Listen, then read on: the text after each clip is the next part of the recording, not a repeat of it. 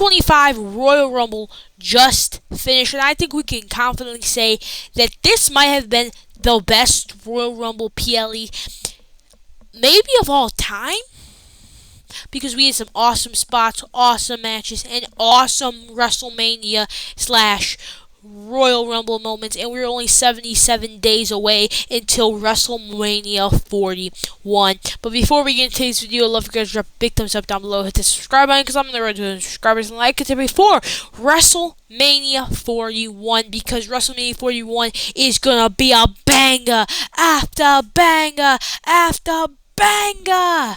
PLE. So, anyway, let's do it. Let's hop into today's video. So the first match we had was the Women's Royal Rumble match, and this match was filled with surprises and more. We obviously had all these women in the match. We had Chelsea Green, we had Piper Niven, we had Trish Stratus. Trish Stratus was not one of the persons I actually predicted to be in this match because, I don't know, I thought it was going to be like a surprise. It was going to be wild that she was going to be in this match. But it happened. It happened, and it will always continue to happen. And we also got Nikki Bella to be in the Rumble as well. And we also got Nia Jax, and we got the returning of the Charlotte Flair. Alexa Bliss came out. Obviously, Io Sky and Liv Morgan started the match out. And then from there, more and more entrants came in. Both women's women's mid-card championships were out there. Roxanne Perez was out there as well for number 3, and now holds the record for the longest time in the Rumble match. One thing that actually was very interesting to me personally was how many NXT women's superstars there were. There was Jada Parker, there was Julia, there was Stephanie Valkyria, there was Roxanne Perez. There was all these NXT women's superstars that really actually did bring the power, brought the star power in Lash Legend. Of course, they literally brought out and they literally showed out why they're one of the best women's divisions in all of WWE and of all professional wrestling. Charlotte Flair did end up coming out, and she started wrecking house. I didn't like that. And then Zelina Vega, and then a bunch of wrestlers, like 6 wrestlers, got eliminated, including Io Sky. So sadly, Io Sky did not win the Rumble, but it was fine. But the final 3 were Charlotte Flair, Nia Jax, and Roxanne Perez. Roxanne Perez and Charlotte Flair got Nia Jax out, and then a boot to Roxanne Perez's face made Charlotte Flair the 2025 Women's Royal Rumble winner, and making her the first woman in history to become a 2-time Royal Rumble winner. And yeah, not surprised here. What's the saying goes? Death, taxes, and Charlotte Flair coming back from injury and winning something big like the Royal Rumble or as championships. So that's just the saying. I don't make it up. I didn't make it up. I just enforce the rules of the saying. That's how it works around here. Not joking. Yeah, that's how it works around here, and you cannot deny the facts. So yeah, and 5 years ago, she won the Women's Rumble in 2020, but this time she won't be picking the NXT Women's Championship, I hope. Anyway, the second match was DIY versus Motor City Machine Guns for the WWE Tag Team Championships in a 2-3 falls count anywhere match. It's not anywhere. It was in the ring. You have to pin them in the ring. That's the rules, but I don't know why I said that because I'm kind of dumb. This was a fire match. What I saw that it was a pretty great match, and I think the talent in there is just incredibly good. And I wouldn't be surprised actually if any of these superstars do good things in WWE, because why not? Just why not push the people that are doing great and awesome things in the company. Now, what does that mean specific? I don't even know. Honestly, this match was good. DIY got the first pinfall, and then, of course, Motion Machine Guns got the second pinfall. But the ending kind of was strange to me, honestly. It was the Street Profits hitting Motion Machine Guns in the back with a kendo stick. DIY retaining their tag team championships, and then Street Profits tacked DIY and then held up the WWE Tag Team Championships. So I'm gonna guess that leading up to a match, maybe Street Profits, DIY, Motion Machine Guns, maybe Pretty Deadly gets in the mix too. WrestleMania 40 is my predictions. We will find out and see what's happening on over there. But yeah, also, I forgot mentioning in the Women's Rumble, Maxine Dupree improved so much in the ring. I'm actually so glad about that. Nikki Bella still got it. Trish Stratus still got it. So, yeah. Anyway, yeah. DIY retained their tag team titles. No surprise there. So, yeah. Congratulations for them to retaining their SmackDown WWE Tag Team Championships. I almost said SmackDown Tag Team Championships. What the? That would have been insane to say, bro. Yeah.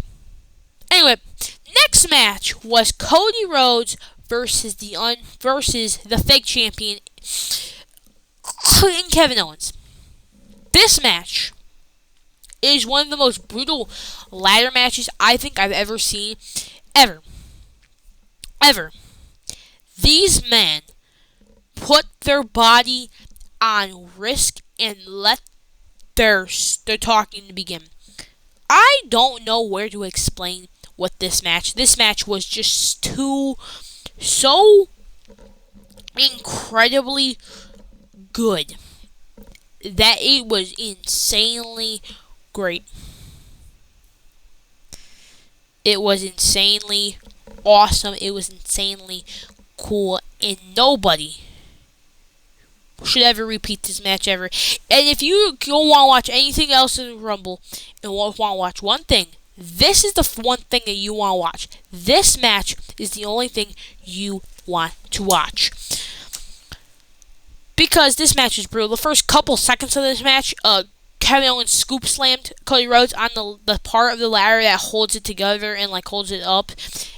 And now we should have known we should have known this match was a problem. And Kevin Owens kept hitting Cody Rhodes with it. And Kevin Owens honestly had dominated this match, probably 90% of it. And of course, Cody Rhodes was fighting back, boom, boom, boom, boom, and bam, and like that. And he was doing his hard work. He was doing his hard pressure, and then they kept slamming each other on these steel steps. Kevin Owens kept hitting Cody Rhodes with the little steel steps and just more steel steps and these steel ladders, which I don't understand. I just don't understand why you would put your body through this risk. But of course, they eventually set up a table in the ring where Cody Rhodes tried to suplex Kevin Owens on, but rule number one of wrestling is you can never suplex Kevin Owens, which it ended up being a mistake where he flipped it into that fisherman thing, where Cody Rhodes actually bounced off the ladder, landed on his feet, and then fell back to the ground, and the medic team ran to rush Cody Rhodes and Kevin Owens.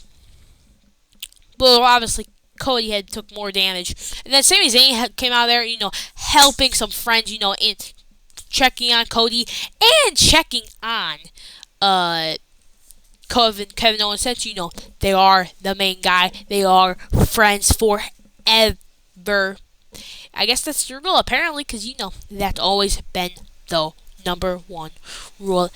And I personally think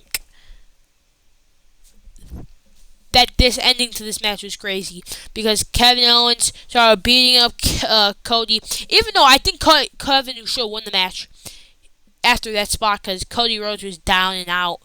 And then anyway, yeah, it was deadly. So they made it on back of the announce table, and then Kevin Owens swatting a package pile driver Cody Rhodes on this steel ladder right here. It would have ended the match. It probably would have ended Cody Rhodes' career if it happened. But no, before it happened, he picked Kevin Owens up for the Alabama Slammer, hits him with the Alabama Slammer. Kevin Owens went through the ladder.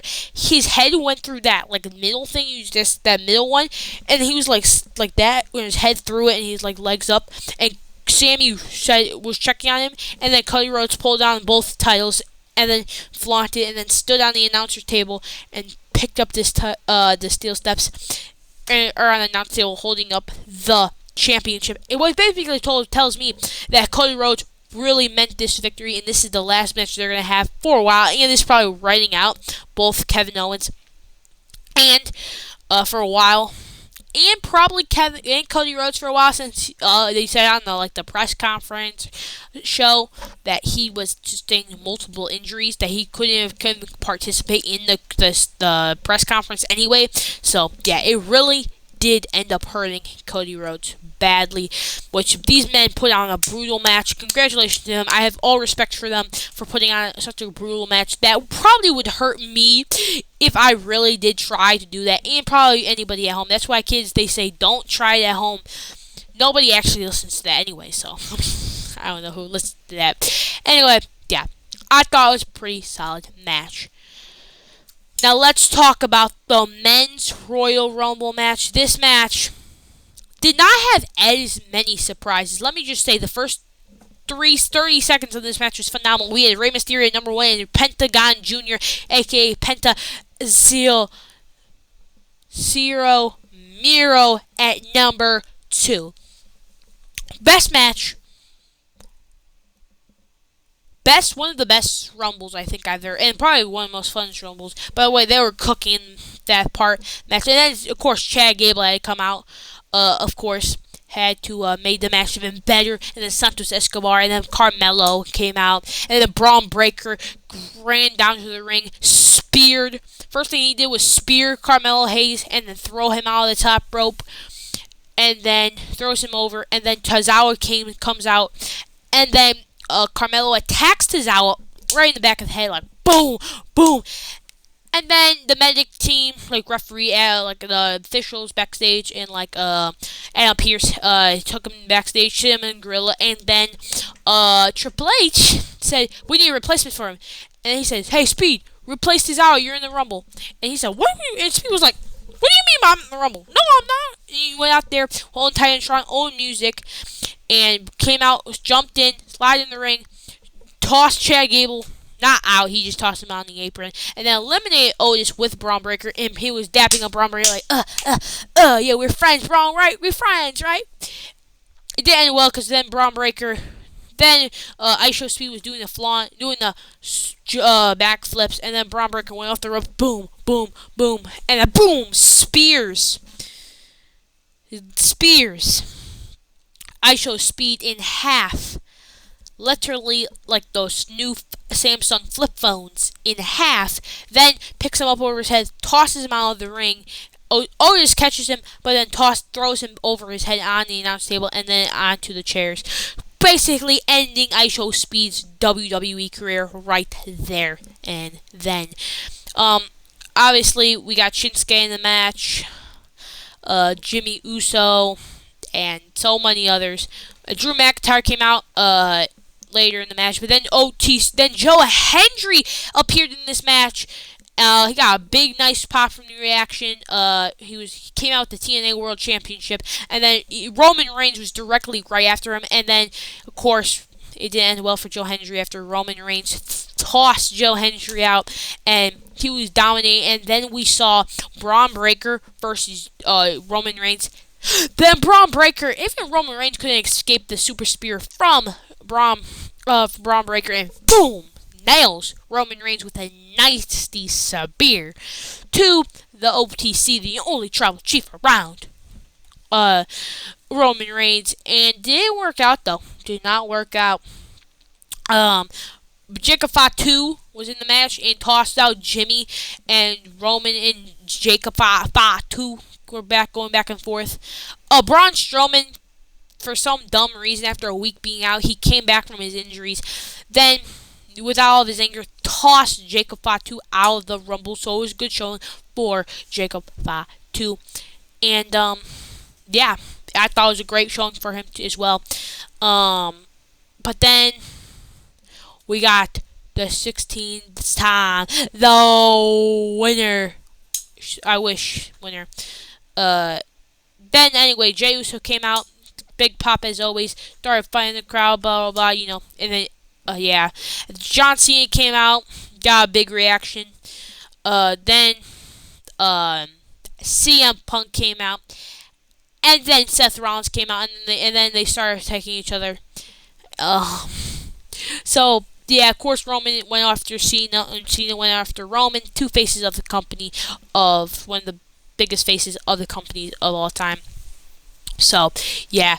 And honestly, I really enjoyed that match. And then, of course, the last entrances were Damian Priest 28, 29 LA Knight, and Logan Paul at number 30, which kind of surprised me a little bit. Logan Paul at 30? That didn't seem right. That did not seem right. But then Damian Priest eliminated Drew McIntyre, and then Damian Priest got eliminated by, I'm pretty sure, someone. And by the way, Sami Zayn was in there. He haluva kicked Seth Rollins on purpose this time.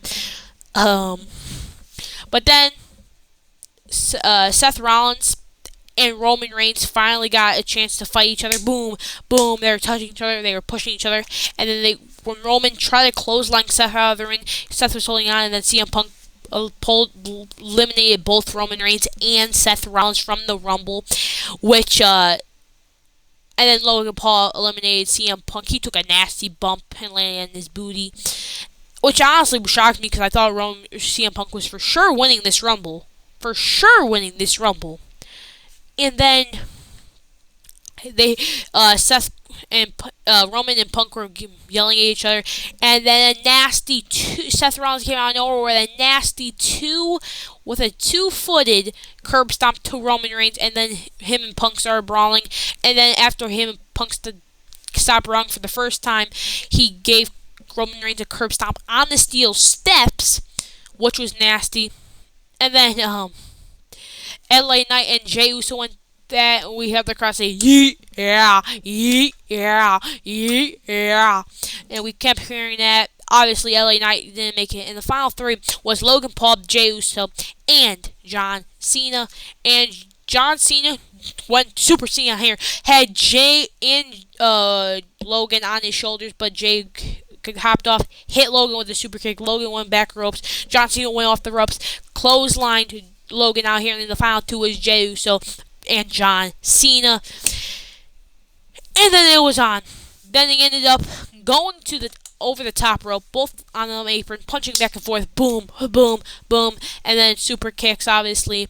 Jey Uso hit a spear inside the ring when John was trying to go for the attitude adjustment after he hit all four, he hit four of the 5 moves of doom. And then when John Cena had him on the shoulders about to do it, Jey slid out of John's shoulders into the top rope, or into the ring, pushing John Cena off the rope. John Cena eliminated himself, and Jey Uso becoming the 2025 Royal Rumble winner, and will main event WrestleMania, and who will pick the challenger of his choice.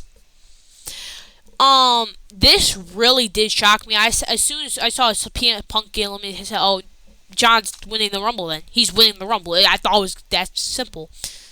But no, WWE pulled an unpredictable, unexpected fast one on us and had Jey Uso win the Rumble, which I'm still trying to figure out how I feel. I actually like it. I think he probably picks Gunther since his history with Gunther. People don't like this pick because, I don't know, they hate when WWE even makes a decision in the first place, so I know there's going to be a lot of hate for Jey, but I love Jey here. I thought it was fun. You can even see my reaction on my YouTube channel, where I was going, yee! I was like, oh! Because I was so shocked. But yeah. Yeah. totally agree. 10 out of 10 PLE. This road to WrestleMania is going to be insane one. Not as good as last year's, though. Nothing will top last year's road to WrestleMania. That was pure cinema. That was a pure cinematic movie right there. The road to WrestleMania 2024 was pure cinematic masterpiece of cinema. But yeah, Jey Uso was celebrating with his kid, and he was yeeting, pointing at the WrestleMania sign. The WrestleMania sign, with all this stuff. So yeah, I thought this was a pretty good Rumble. But John Cena did say at the press conference, I'm done. I'm using my political power. I'm inserting myself into the Elimination Chamber match. I'm done being putting kids over. I want that 17th world title. I'm using them on my confidence. I never give up. I'm putting myself in the Elimination Chamber. I'm going to be in Turkey, so I'm going to let all the participants in the Elimination Chamber roast me for a month, and then let me beat them at Elimination Chamber so I can win a chance at WrestleMania to face whoever Jay doesn't pick. So basically, John Cena says, I'm done being nice. I'm done being the nice guy. Super Cena is here to stay, and I can't wait for Super Cena because Super Cena is, let's be honest, the best version of John Cena. Not these losing John Cena. Not this loser of a John Cena. He never gives up. He is hustle. He has loyalty, and he has respect for all of his peers, and he never gives up. By the way, Kai Cenat was there. Yeah. So he was not in the Rumble. He was just streaming it. And in the sidelines, and he loved it because I saw his reactions on his YouTube channel. So, yeah. Anyway, what do you guys think of the Royal Rumble 2025? Put in the comments below. And were you surprised by any of these? So, yeah. Anyway, hope you have a beautiful day. See you tomorrow. Subscribe. Bye. Deuces. Yeet.